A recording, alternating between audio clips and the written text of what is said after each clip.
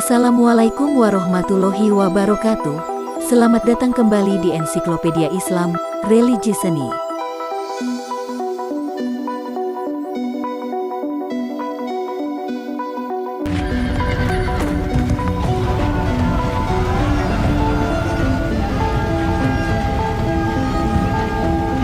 Saifuddin Qutuz adalah yang ketiga atau keempat dari Sultan Mamluk Mesir di garis Turki. Dia memerintah kurang dari 1 tahun, dari tahun 1259 sampai pembunuhannya pada tahun 1260. Dijual sebagai budak di Mesir, ia naik menjadi wakil sultan dalam 20 tahun, menjadi penguasa tahta. Dia memainkan peran luar biasa dalam kekalahan Perang Salib ke-7, yang menginvasi Mesir pada tahun 1249 sampai tahun 1250. Ketika Mesir diancam oleh Mongol pada tahun 1259, Mesir mengambil inisiatif militer dan kemudian menggulingkan sultan yang berkuasa, Sultan Al-Mansur Ali yang berusia 15 tahun. Pusat-pusat kekuasaan Islam di Suriah dan Baghdad ditaklukkan oleh bangsa Mongol, dan pusat kerajaan Islam dipindahkan ke Mesir, yang menjadi sasaran mereka selanjutnya. Qutuz memimpin tentara Mamluk Mesir ke utara untuk melawan bangsa Mongol, membuat perjanjian dengan musuh lama Mesir, tentara Salib. Pertempuran Ain Jalut pada tanggal 3 September tahun 1260 di Galilea Tenggara, antara tentara Mesir dari Mamluk dan Mongol. Bangsa Mongol dikalahkan oleh pasukan Qutuz, yang dianggap sebagai titik balik bersejarah. Qutuz dibunuh oleh salah satu pemimpin Mamluk, Baibars, saat kembali ke Kairo dengan penuh kemenangan. Meskipun pemerintahan Qutuz berumur pendek, ia adalah salah satu sultan Mamluk paling populer di dunia Islam dan memegang posisi tinggi dalam sejarah. Saifuddin Qutuz adalah seorang pangeran Turki dari Iran. Ditangkap oleh bangsa Mongol selama jatuhnya dinasti Khorezm c. 1231, ia dibawa ke Damaskus, Suriah, di mana ia dijual kepada seorang Mesir. Seorang pedagang budak yang kemudian menjualnya kepada Aibak, Sultan Mamluk di Kairo. Menurut beberapa sumber, Qutuz mengklaim bahwa nama aslinya adalah Mahmud ibnu Mamdud, dan bahwa dia adalah keturunan Ala ad-Din Muhammad II, penguasa kerajaan Khorezm. 1258 Mongol menjarah Baghdad. Ia menjadi muizi Mamluk yang paling menonjol dari Sultan Aibak dan menjadi wakilnya pada tahun 1253. Aibak terbunuh pada tahun 1257, dan Qutuz tetap menjadi wakil Sultan putra Aibak Al-Mansur Ali. Qutuz memimpin muizi Mamluk, yang menangkap janda Aibak, Sajar al-Dur dan mengangkat Al-Mansur Ali sebagai Sultan Mesir yang baru. Pada November tahun 1257 dan April tahun 1258, ia mengalahkan serangan oleh pasukan Al-Malik Al-Mughith dari Al-Karak, yang didukung oleh Bahri Mamluk dan termasuk Kurdi Sazuri. Penggerebekan tersebut memicu kontroversi di kalangan Bahriyah Mamluk di Al-Karak, karena beberapa dari mereka ingin mendukung pengikut mereka di Mesir. Pada Februari tahun 1258, tentara Mongol menjarah Baghdad, membantai penduduknya dan membunuh Khalifah Abbasiyah Al-Mustasim. Kemudian dia bergerak menuju Syam yang diperintah oleh Raja Ayyubiyah An-Nasir Yusuf, yang menerima surat berisi ancaman dari Hulagu. Wakil Sultan Qutuz dan para emir Mesir dikejuntukan oleh pesan Al-Nasir Yusuf, di mana ia meminta bantuan segera ke Mesir. Para amir yang berkumpul di istana Sultan Al-Mansur Ali yang berusia 15 tahun dan Qutuz mengatakan kepada mereka bahwa karena situasi yang serius, Mesir harus memiliki sultan yang kuat dan cakap yang dapat melawan bangsa Mongol. Pada tanggal 12 November tahun 1259, Al-Mansur Ali digulingkan oleh Qutuz. Ketika Qutuz menjadi sultan baru, dia berjanji kepada para emir bahwa mereka dapat mengangkat sultan lain setelah dia mengalahkan orang-orang Mongol. Qutuz mempertahankan Emir Faris ad-Din Aqtai al-Mostaref sebagai atabek tentara Mesir dan mulai bersiap untuk pertempuran. Ancaman Mongol. Mongol maju di Levan pada tahun 1260. Serangan pertama yang berhasil di Aleppo dan Damaskus menghasilkan lebih sedikit serangan terhadap target sekunder seperti Baalbek, Al-Subaybah dan Ajloun, serta serangan di Palestina lainnya. Kota, mungkin termasuk Yerusalem. Kelompok penyerang yang lebih kecil mencapai selatan Gaza. Hulagu dan pasukannya maju ke arah Damaskus, di mana beberapa amir Suriah menawarkan Al-Nasir Yusuf untuk menyerah dan tunduk kepada Hulagu sebagai solusi terbaik untuk diselamatkan Suriah. Mamluk Baibars, yang hadir pada pertemuan itu, kecewa dengan usulan ini, dan Mamluk memutuskan untuk membunuh An-Nasir Yusuf malam itu.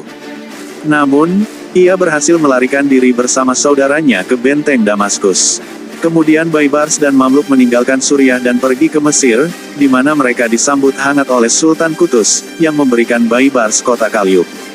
Ketika An-Nasir Yusuf mendengar bahwa tentara Mongol mendekati Aleppo, dia mengirim istri, putranya, dan uangnya ke Mesir. Penduduk Damaskus dan kota-kota Suriah lainnya mulai mengungsi. Setelah 7 hari pengepungan Aleppo, orang-orang Mongol menjarahnya dan membantai penduduknya. Ketika Al-Nasir Yusuf mendengar tentang jatuhnya Aleppo, ia melarikan diri ke Mesir, meninggalkan Damaskus dengan penduduk yang tersisa tak berdaya, tetapi Qutus menolaknya masuk. Dengan demikian, Yusuf tetap berada di perbatasan dengan Mesir, sementara amirnya meninggalkannya dan pergi ke negeri itu. Sultan Qutus memerintahkan untuk menyita perhiasan dan uang An-Nasir Yusuf, yang dikirim ke Mesir bersama istri dan pelayannya. 16 hari setelah jatuhnya Aleppo oleh Mongol, Damaskus menyerah tanpa perlawanan. Yusuf ditangkap oleh Mamluk dan dikirim ke Hulagu. Pusat kerajaan dipindahkan ke Mesir oleh Saifuddin Qutus. Setelah menaklukkan pusat-pusat kekuasaan Islam di Syria dan Baghdad, pusat kerajaan Islam pindah ke Mesir dan menjadi incaran Hulagu berikutnya. Hulagu mengirim utusan ke Kairo dengan surat ancaman mendesak Qutus untuk menyerah dan tunduk kepada Mongol. Sebagai tanggapan, Qutus mengeksekusi para utusan. Mereka dipotong menjadi 2 dan kepala mereka diikat ke gerbang Bab Suwail di Kairo.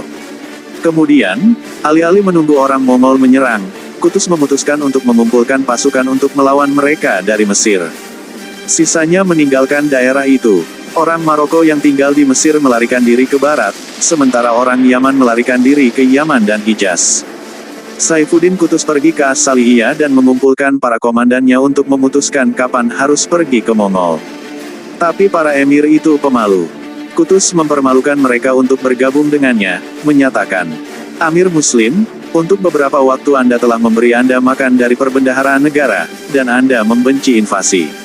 Saya akan pergi sendiri, dan yang ingin bergabung dengan saya harus melakukannya dan yang tidak ingin bergabung dengan saya harus pulang, tetapi yang tidak bergabung akan menanggung dosa karena tidak melindungi wanita kita."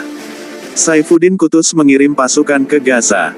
Saifuddin Qutus memerintahkan Baibars untuk memimpin pasukannya ke Gaza sehingga dia bisa memperhatikan garnison kecil Mongol, yang dengan mudah dikalahkan Baibars. Setelah menghabiskan hari di Gaza, Qutus memimpin pasukannya di sepanjang pantai Kaako, sisa kerajaan Yerusalem dari negara tentara salib. Tentara salib adalah musuh tradisional Mamluk, dan bangsa Mongol mendekati mereka dengan proposal untuk membuat aliansi Prancis-Mongol. Namun, pada tahun itu, tentara salib mengakui bangsa Mongol sebagai ancaman yang lebih besar. Red Konstantinopel, sejarah takluknya Bizantium oleh Ottoman. Saifuddin Qutus mengusulkan aliansi militer dengan tentara salib melawan Mongol, tetapi tentara salib lebih suka menjaga netralitas antara kedua kekuatan. Namun, mereka mengizinkan Qutus dan pasukannya untuk melakukan perjalanan tanpa hambatan melalui wilayah tentara salib. Dan mendirikan sebuah kamp pasokan di dekat benteng tentara salib di Acre. Qutus dan pasukannya tinggal di sana selama 3 hari sampai mereka mendengar bahwa orang-orang Mongol telah menyeberangi sungai Yordan. Setelah itu Qutus dan Baibars memimpin pasukan mereka untuk menemui orang-orang Mongol di Ain Jalut. Pertempuran Ain Jalut. Pertempuran Ain Jalut yang terjadi pada tanggal 3 September tahun 1260. Di pertempuran Ain Jalut yang terjadi pada tanggal 3 September tahun 1260 merupakan salah satu pertempuran terpenting dan titik balik dalam sejarah. Pada tahun 1250, hanya 10 tahun sebelum peperangan Ain Jalut, Bahari Mamluk yang sama memimpin Mesir melawan perang salib ke-7 Raja Louis ke-9 dari Prancis. Tentara Mongol di Ain Jalut, dipimpin oleh Kitbuk, seorang Naiman Turk Kristen Nestorian, didampingi oleh Raja Kristen Kilikia Armenia dan Pangeran Kristen Antiochia. Setelah jatuhnya Kharesm, Baghdad dan Suriah, Mesir adalah benteng terakhir Islam di Timur Tengah, dan keberadaan pijakan untuk perang salib di sepanjang pantai Syam merupakan ancaman serius bagi dunia Islam. Perdamaian.